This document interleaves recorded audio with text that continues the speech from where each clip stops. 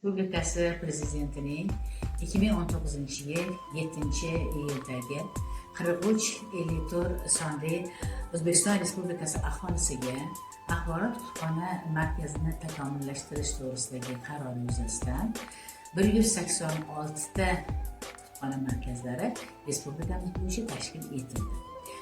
Toshkent shahar Uchtepa tumani axborot kutubxona markazi mana shular jumlasidan. Bizning kutubxonamiz 500 kvadrat metrdan tashkil topgan va xizmat ko'rsatish bo'limlari esa 350 kvadrat metrdan tashkil etadi.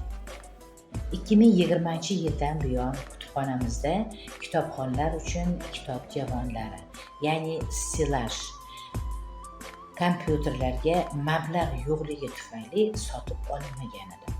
Balansdan balansga o'tkazilgan, avval foydalanilgan jihozlar bilan ishlab kelinayotgan edi.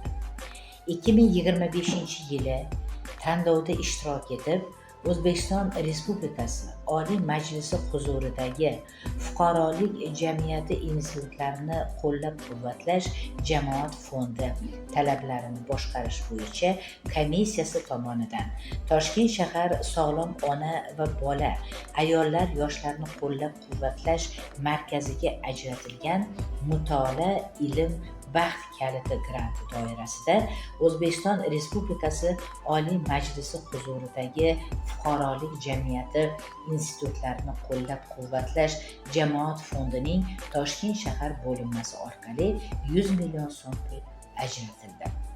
Ushbu ajratilgan mablag'ga kitobxonlar uchun 40 ta stilaj va 6 ta monoblok xarid qilindi. Sharoit yaxshilanganligi tufayli kitobxonlarimiz soni ham orta boshlayapti.